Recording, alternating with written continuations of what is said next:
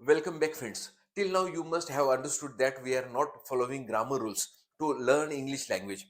Actually, we are learning spoken English without following the grammar rules, and we are just following the fundamentals of this language. Why? We want to learn English language as any child learns any language naturally. So, I insist you to just concentrate on the fundamentals of this language. And I have already provided you the fundamentals of this language in starting videos, in the basic videos which I have already provided you on this platform. So आता आपण spoken English हे फंडामेंटल्सच्या सहाय्याने शिकत आहोत हे तुमच्या आता लक्षात आलंच असेल. आणि ते फंडामेंटल्स कशा प्रकारे उपयोगी ठरतात हेही तुमच्या लक्षात आलं असेल. आपण या फंडामेंटल्सला फॉलो करत काय करत आहोत, तर सुरुवातीला छोट्या छोट्या गोष्टी शिकलोत आणि त्या छोट्या छोट्या गोष्टींचं विवेचन आत्ता इथे मी करणार नाहीये. तुम्ही या अगोदरचे जे व्हिडिओज आहेत ते तुम्ही पाहू शकतात. परंतु ते फंडामेंटल्स कसे उपयोगी येतात ते आपण बघितलं. आणि कालच्या व्हिडिओमध्ये आपण कर्ता क्रियापद कर्म हे सुद्धा शिकलो. आणि कर्ता क्रियापद कर्म शिकत असताना आपण एक रचना, केवळ एक छोटीशी रचना ती फॉलो करत आहे. आणि ती रचना कोणती आहे ती मी आता लगेच तुम्हाला फळ्यावर लिहून दाखवतो आणि त्याच्यावर पुन्हा एकदा छोटीशी रिव्हिजन करून आपण पुढच्या स्टेपकडे वळूया. सुरू करूया.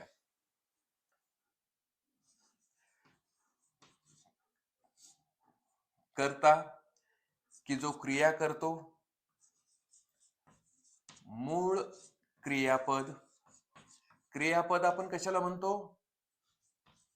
असा शब्द की ज्याच्यात क्रिया दिसते.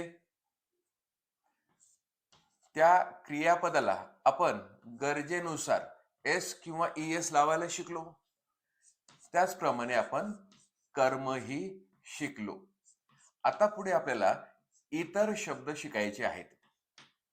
परंतु तत्पूर्वी मी तुम्हाला कर्म कसं ओळखायचं हे सुद्धा सांगितलं होतं. आता कर्म ओळखण्यासाठी स्वतःला 2 प्रश्न विचारा. काय आणि कोणाला?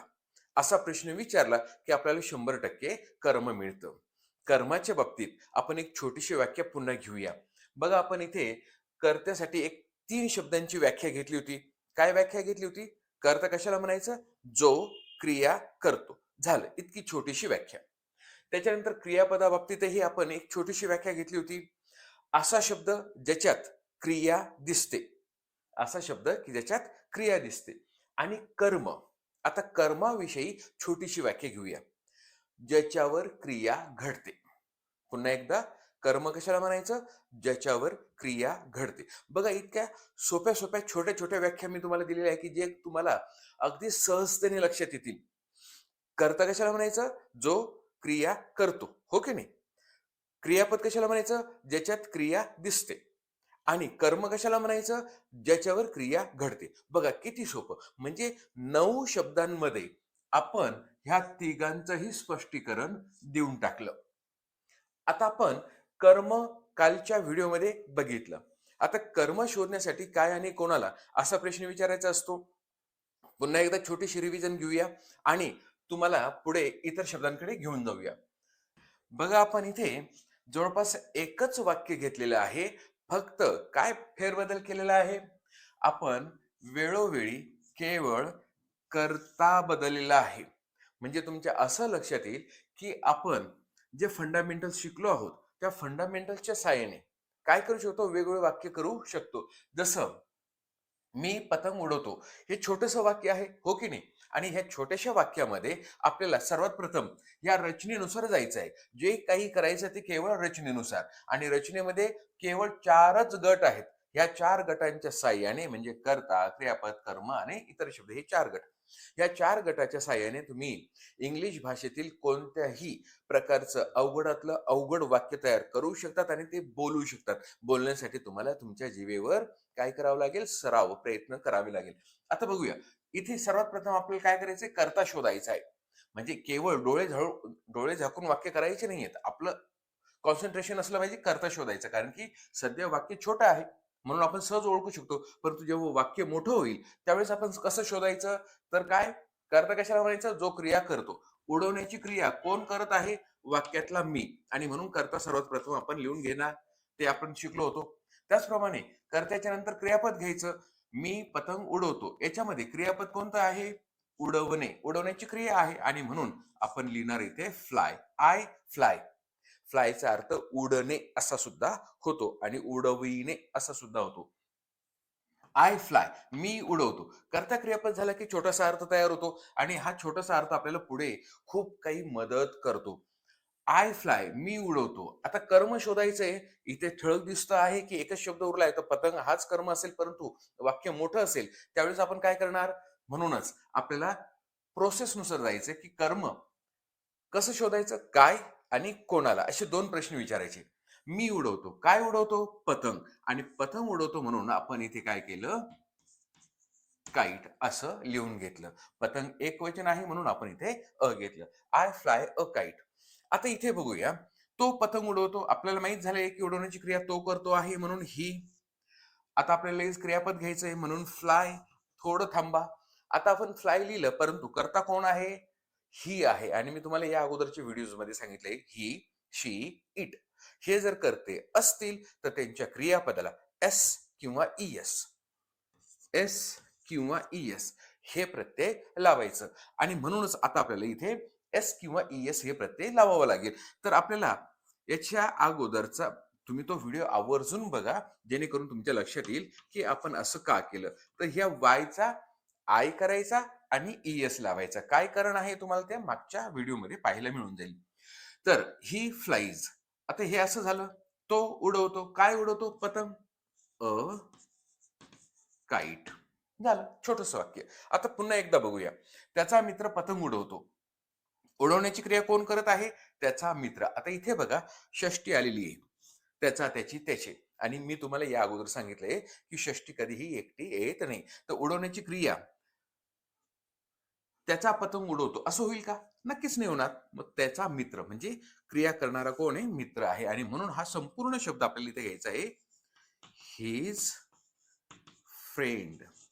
आणि आता ही इज अ फ्रेंड हे मी तुम्हाला अगोदर सांगितलं होतं की प्रथमा, द्वितीय आणि षष्टी यापैकी षष्टी कर्त्याच्या जागेवर सुद्धा येऊ शकते आणि कर्माच्या जागेवर सुद्धा येऊ शकते. आणि फ्रेंड, आता इथे बघा, हा जो ही आहे, या ही या सर्वनामाच्या जागेवर ही इज अ फ्रेंड बसलेला आहे. आणि म्हणूनच इथे सुद्धा आपल्याला तो नियम पाळावा लागेल. कोणता? एस ई एस लावण्याचा. ही फ्लाईज. मी तुम्हाला असं सांगितलं होतं की आपण तक्ता घेतला होता. एकवचन आणि एकवचन, प्रथम पुरुष, द्वितीय पुरुष आणि तृतीय पुरुष. जगाच्या पाठीवर प्रथम प्रथम पुरुष दोनच आहेत, आय आणि वी. जगाच्या पाठीवर द्वितीय पुरुष सुद्धा दोनच आहेत, यू आणि यू. आणि जगाच्या पाठीवर तृतीय पुरुष संपूर्ण जगच भरलेलं आहे असंही मी तुम्हाला सांगितलं होतं. आणि म्हणून ही, शी, इट आणि दे यांच्याकडे कॉन्सन्ट्रेशन करायलाही सांगितलं होतं, लक्ष केंद्रित करायला सांगितलं होतं. आणि हीच्या जागेवर समजून घ्या द बॉय आला तरी तो तृतीय पुरुष झाला. हीच्या ऐवजी एखाद्या मुलाचं नाव आलं तरी तो तृतीय पुरुष झाला. आणि म्हणूनच आता इथे त्याचा मित्र हीच्या जागेवर फ्रेंड आलेला आहे, म्हणून हा तृतीय पुरुष एकवचन झाला. आणि म्हणून हा नियम इथे याला लागू झालेला आहे. He is a friend flies. त्याचा मित्र उडवतो. काय उडवतो? अ काईट. असं छोटस वाक्य तयार झालं. आता या प्रकारे तुम्हाला लक्षात येऊन लागलं की कर्म आपल्याला लिहायचंय, परंतु काही वेळेस वाक्यामध्ये दोन दोन कर्म येत असतात. बघूया बरं ते कर्म आपल्याला कशा प्रकारे सॉल्व्ह करायचे असतात किंवा त्यांचं वाक्यामध्ये रचना कशी करायची. तर बघा मित्रांनो, काही वेळेस वाक्यामध्ये दोन कर्म येतात आणि ते दोन कर्म जर आले तर ते वाक्य कसे बनवायचे आणि ते कसे बोलायचे हे समजण्यासाठी आपण इथे फळ्यावर दोन उदाहरणं घेतलेली आहेत. बघूया कशा प्रकारे ते वाक्य होतील. माझे वडील मला पैसे देतात. आता इथे देण्याची क्रिया कोण करत आहे? माझे वडील. हो की नाही? आणि म्हणून सर्वात प्रथम आपल्याला काय लिहायचं आहे? कर्ता. कर्ता कोण? माझे वडील. का बरं आपण असं म्हणतो की माझे वडील कर्ता आहे? तर देण्याची क्रिया जो करतो तो कोण? कर्ता. आणि म्हणून इथे माय फादर आपण सर्वात प्रथम लिहून घेतलं. आता आपल्याला क्रियापद लिहायचं. देण्याची क्रिया आपल्याला कशात दिसते? देतात या शब्दामध्ये. आणि म्हणून क्रियापद आपण ओळखलं, गिव्ह. आणि त्याला एस हे क्रियापद, सॉरी, एस हे प्रत्यय लावलं, म्हणजेच माय फादर गिव्हज. आता एस का लागला ते तुमच्या लक्षात आलं असेल. माय फादर गिव्स, माझे वडील देतात. काय देतात? पैसे. कोणाला देतात? मला. म्हणजेच आपल्याला इथे काय आणि कोणाला असे दोन कर्म सापडलेले आहेत. ज्यावेळेस असे दोन कर्म असतील त्यावेळेस सर्वात प्रथम कोणतं कर्म घ्यायचं? तर कोणाला कर्म अगोदर सर्वात प्रथम घ्यायचं. तर माय फादर गिव्स मी, माझे वडील मला देतात. काय देतात? काय देतात? पैसे, म्हणजेच मनी. माय फादर गिव्स मी मनी. आता तुम्ही असं म्हणू शकता, माय father gives me some money. पुढे आणखीन काही वाक्य वाढवता येतील ते आपण वेगळ्या पद्धतीने शिकूया. त्याचप्रमाणे इथे काही वेळेस असं होऊ शकतं. काय होऊ शकतं? की आपण माय फादर गिव्स, माझे वडील देतात, असं लिहून झाल्यानंतर कोणाला कर्म लिहिण्याच्या अगोदर आपण काय कर्म लिहून टाकलं असं गृहीत धरूया की आपण मनी लिहिलं. तर मग हे वाक्य चुकलं का? तर मुळीच नाही. माय फादर गिव्स मनी, परंतु कोणाला कर्म हे काय कर्माच्या नंतर लिहायचं असेल तर तिथे अगोदर आपल्याला टू लिहायचा असतो, एवढंच लक्षात ठेवायचंय. Gives money to me. My father gives money to me. म्हणजेच आपल्याला कोणाला कर्म नंतर लिहायचं असेल तर आपल्याला त्याच्या अगोदर टू लिहायला विसरायचं नाहीये. त्याचप्रमाणे आमची आजी आम्हाला गोष्टी सांगते. सांगण्याची क्रिया कोण करत आहे? आमची आजी. Our grand mother. तुम्ही ग्रॅनी सुद्धा लिहू शकतात किंवा म्हणू शकतात. Our grand mother. आता इथे आपण कर्ता लिहून घेतला. क्रियापद सांगते, सांगण्यासाठी टेल, आणि त्याला आपण एस का लावला तो तुमच्या लक्षात आला असेल. Our grandmother tails. आमची आजी सांगते. काय सांगते? गोष्टी. कोणाला सांगते? आम्हाला. तर कोणाला कर्म अगोदर लिहायचं? तर अस. Our grandmother tells us stories. काय कर्म इथे आलेलं आहे? स्टोरीज. परंतु जर तुम्ही असं लिहिलं तर our grandmother tells stories, तर काय लिहावं लागेल? आपल्याला टू लिहावं लागेल. To us. म्हणजे कोणाला कर्म हे काय कर्माच्या नंतर गेलं तर मग कोणाला कर्माच्या अगोदर आपल्याला टू लिहायचा असतो, एवढं तुम्हाला लक्षात ठेवायचंय. म्हणजे या उदाहरणावरून तुम्हाला असं लक्षात येईल की वाक्यामध्ये जर दोन कर्म आले तर तुम्ही ते दोन कर्म दोन वेगवेगळ्या पद्धतीने उपयोगात आणू शकतात. ती पद्धत मी तुम्हाला इथे सांगितली. सर्वात प्रथम प्राधान्य कोणाला कर्म यालाच द्या, परंतु काय कर्म अगोदर जर लिहिलं गेलं किंवा बोललं गेलं तर त्याच्या पुढे टू लिहायला विसरू नका. तर अशा प्रकारे माय फादर गिव्स मी मनी किंवा my father gives money to me असं होईल.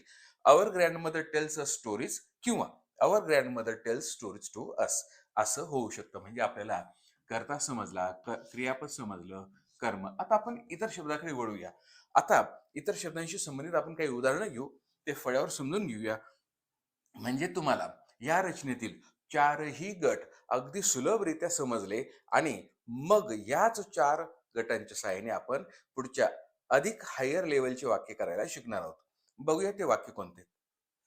तर मित्रांनो, या रचनेतील शेवटचा टप्पा समजून घेण्यासाठी आपण फळ्यावर हे 3 उदाहरणं घेतलेले आहेत. हे 3 उदाहरणं झाले की तुम्हाला ही संपूर्ण रचना अगदी सुलभरित्या समजलेली असेल आणि तुम्ही त्याच्या साहाय्याने अधिकाधिक वाक्य करू शकतात. केवळ करू शकत नाही तर बोलू सुद्धा शकतात.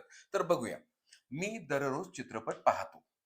आता या वाक्यामध्ये पाहण्याची क्रिया कोण करत आहे? वाक्यातला मी. आणि म्हणून आपण करता अगोदर लिहून घेतला मी, म्हणजेच आय. पाहण्यासाठी वॉच. आता आपण इथे सी का नाही घेतला?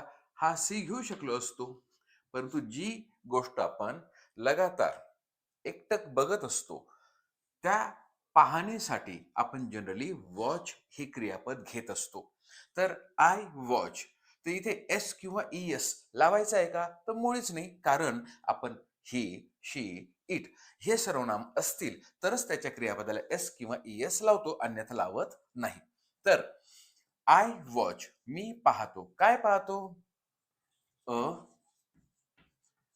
मूवी, म्हणजे आपल्याला कर्म मिळालं. म्हणजे काय आणि कर्म, सॉरी, काय आणि कोणाला, असं प्रश्न विचारला की आपल्याला कर्म भेटतं. म्हणून आपण इथे विचारलं काय पाहतो?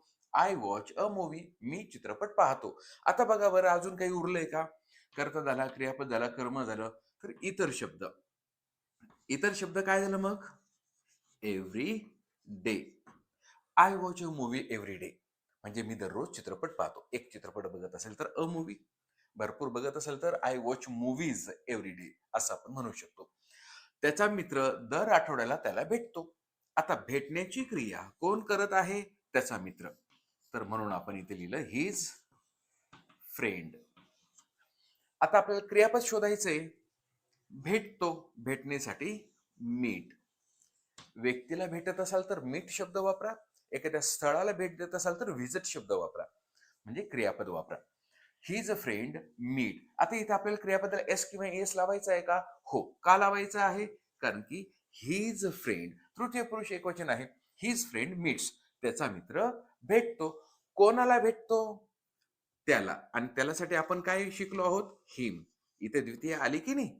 म्हणजे बघा, मी तुम्हाला या अगोदर सांगितलं होतं की हा तक्ता तुम्ही पाठ करून ठेवा. हा तक्ता पाठ केला म्हणजे तुम्हाला पुढच्या हायर लेवलला त्याचा नक्कीच उपयोग होईल, आणि तो उपयोग आपल्याला इथे होताना दिसत आहे. तर हिज फ्रेंड मीट्स हिम, त्याचा मित्र त्याला भेटतो. केव्हा भेटतो? दर आठवड्याला, एव्हरी वीक. दर रविवारी, एव्हरी संडे. रविवारी असं जर म्हणत असाल आणि दर रविवारी असं तुम्हाला एव्हरी शब्द वापरायचा नसेल तर ऑन संडेज असं लिहू शकतात. म्हणजे his friend meats him on Sundays. On Sundays असं लिहिलं तरी किंवा बोललं तरी त्याचा अर्थ असा होईल की दर रविवारी तो त्याला भेटतो, असा त्याचा अर्थ होईल. आणि आपण इथे लिहिलं आहे दर आठवड्याला, म्हणून इथे आपण एव्हरी वीक लिहिले. हिज फ्रेंड मीट्स हिम एव्हरी वीक. बघा, असे छोटे छोटे वेगवेगळ्या प्रकारची वाक्य आपण करू शकतो. याच्यावरून तुमच्या असं लक्षात येईल की आपल्याला पाठांतर करायची गरज नाहीये. म्हणजे केवळ फंडामेंटल्स, मूलभूत गोष्टी शिकून घेतल्यात आणि आपण आपल्या विचारांना चालना दिली, आपल्या कल्पनांना भरारी दिली, तर आपण छोटी छोटी वाक्य तयार करू शकतो. नुसतं करू शकत नाही तर बोलू सुद्धा शकतो. त्याची प्रॅक्टिस तुम्हाला करायची आहे. मी इथे कुठेही तुम्हाला असं म्हणत नाहीये की तुम्ही अशी ही छोटी वाक्य अशी पाठ करून घ्या म्हणजे अशा प्रकारे बोलता येईल. माझं तत्व ते मुळीच नाही. कारण मी कॉन्क्रीट गोष्टीवर जास्त विश्वास ठेवणारा व्यक्ती आहे. आणि ज्या कॉन्क्रीट गोष्टी झाल्या की तुम्हाला 5-50 वाक्य किंवा 100-150 वाक्य पाठ करायची गरज नाहीये. तुम्हाला जर येत असेल तर तुम्ही लाखो वाक्य स्वतः करू शकतात. त्यासाठी तुम्हाला पुस्तकातलं पोपटपंची करायची गरज भासणार नाही. ती दरवर्षी अमेरिकेला जाते. ती जाण्याची क्रिया कोण करते? ती, म्हणजे शी हे सर्वनाम आपण लिहून घेतलं कर्त्याच्या जागेवर. आता क्रियापद घ्यायचंय जाणे. जाण्यासाठी गो. आता इथे क्रियापदाला एस ईएस लावायचा आहे का? तर हो, लावायचा आहे. तर आपण इथे ईएस लावला. का लावला? तर क्रियापदाचं शेवटचं अक्षर ओ आहे. शी गोज, ती जाते. आता थोडं थांबून घ्या. इथे प्रश्न विचारा, काय जाते? उत्तर मिळत नाही. कोणाला जाते? उत्तर मिळत नाही. म्हणजे याच्यात ह्या वाक्यामध्ये कर्म नाहीये. जर कर्म नाहीये तर मग काय आपण थांबून जायचं का? नाही, डायरेक्ट आपण इतर शब्दांकडे वळून जायचं. ती जाते. कुठे जाते? अमेरिकेला. शी गोज टू अमेरिका. म्हणजे ज्या वाक्यामध्ये कर्म नसेल ते सोडून द्यायचा. तेवढा भाग सोडून लगेच पुढे आपण चालायचं. म्हणजे कोणासाठी थांबायची गरज नाही. शी गोज टू अमेरिका. ती अमेरिकेला जाते. केव्हा जाते? दरवर्षी, एव्हरी इयर. तर काही वेळेस वाक्यांमध्ये कर्म येणार नाही, कारण की काही क्रियापद हे अकर्मक असतात. आता आपण हे असे शब्द वापरून व्याकरणाकडे वळायचं नाहीये. म्हणून फक्त एवढंच लक्षात ठेवा की काही वाक्यांमध्ये कर्म येत नाही. जर येत नसेल तर डायरेक्ट आपण पुढे निघून जायचं. She goes to America every every year. तर अशा प्रकारे हे छोटंसं वाक्य तयार झालं. तर बघा बरं, अशा या मेथडच्या साहाय्याने आपण अगदी छोटे वाक्य करायला शिकलो होतो. 2-2 शब्दांचे वाक्य करायला शिकलो होतो. त्या 2 शब्दांच्या सहाय्याने आता आपण 3 शब्द, 4 शब्द, 5 शब्दांची वाक्य करायला सुद्धा शिकलो आहोत. आणि हळू-हळू हीच इतर शब्दांमध्ये अधिक जास्त भर टाकून कशाप्रकारे मोठे वाक्य, कॉम्प्लेक्स वाक्य, अगदी अवघड वाक्य बनवू शकतो, ते मी तुम्हाला येणाऱ्या पुढच्या व्हिडिओजमध्ये नक्कीच सांगणार आहे. म्हणून तुम्ही चॅनलला सबस्क्राईब करून ठेवा, जेणेकरून नोटिफिकेशन लगेच तुम्हाला मिळेल आणि तुमचा कोणताही व्हिडिओ मिस होणार नाही. आणि जेव्हाही कोणत्याही व्हिडिओवर तुम्ही आलात, तर तो व्हिडिओ पूर्ण बघत चला, म्हणजे तुमच्याकडून कोणतीही गोष्ट मिस होणार नाही. आणि मिस होणार नाही म्हणजे तुमच्यामध्ये कॉन्फिडन्स बिल्डअप होईल. एकदा का कॉन्फिडन्स बिल्डअप झाला, then you will be sure, yes I can speak English, असं तुम्ही म्हणू शकतात. कारण आत्मविश्वासाशिवाय आपण इंग्लिश बोलूच शकत नाही. आपण कागदावर कितीही उतरवून घेतलं, तरीही आपल्याला आत्मविश्वास नसला, तर इंग्लिश बोलू शकत नाही. मग तो आत्मविश्वास कसा येईल? या फंडामेंटल्सला आपण काय करून घ्यायचंय? आत्मसात करून घ्यायचंय. हे फंडामेंटल्स आत्मसात करून घेतले की तुम्ही 100% इंग्लिश बोलाल, याची मला खात्री आहे आणि तुम्हाला सुद्धा तीच खात्री देऊ इच्छितो. तर आजचा हा व्हिडिओ आपण इथे थांबवूया. व्हिडिओ आवडला असेल तर लाईक करा, साहजिकच आहे, आणि शेअर करा. सबस्क्राईब करायला तर बिलकुलच विसरू नका. आणि फेसबुकवर जर बघत असाल तर पेजला फॉलो करा. नमस्कार.